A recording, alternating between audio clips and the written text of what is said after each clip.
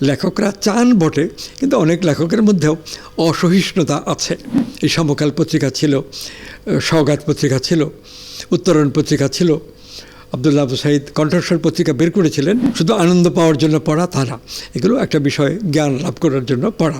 প্রবন্ধ সাহিত্য তো সরাসরি জীবনের কথা, সমাজের কথা, রাষ্ট্রের কথা, আন্তর্জাতিক সম্পর্কের কথা সরাসরি লেখা হয়, বলা হয়।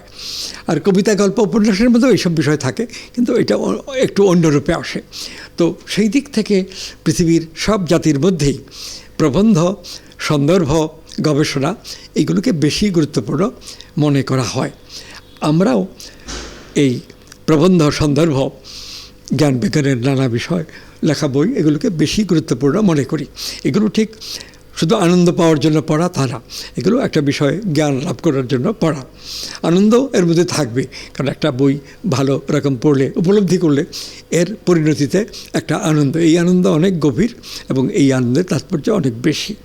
তো আমাদের এখানে পাকিস্তান আমলে 23 বছরে একরকম মাসিক পত্রিকা ইত্যাদি ইরেগুলারলি হলেও বের হতো এবং সেগুলোর একটা উচ্চ স্ট্যান্ডার্ড ছিল।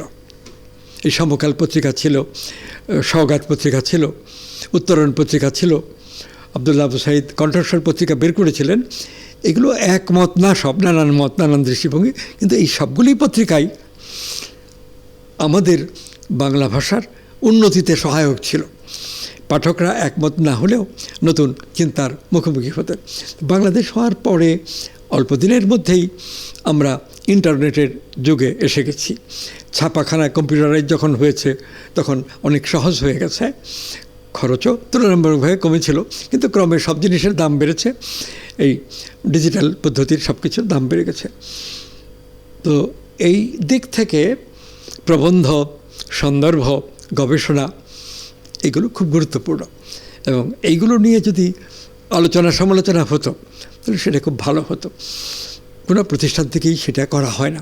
বাংলা একাডেমি অনেক বড় প্রতিষ্ঠান, সরকারি অর্থে পরিচালিত হয়, তো তারা অনেকগুলো পত্রিকা বের করে, কিন্তু বই আলোচনা এবং সমালোচনা কেবল আজকে বেরিয়েছে যে বই এইটাই না, গত 50 বছরে, গত 100 বছরে যে ভালো বইগুলো বেরিয়েছে, সেই সঙ্গে রিসেন্টলি যেগুলো বেরোচ্ছে এই সবগুলো নিয়েই আলোচনা সমালোচনা থাকা উচিত ছিল।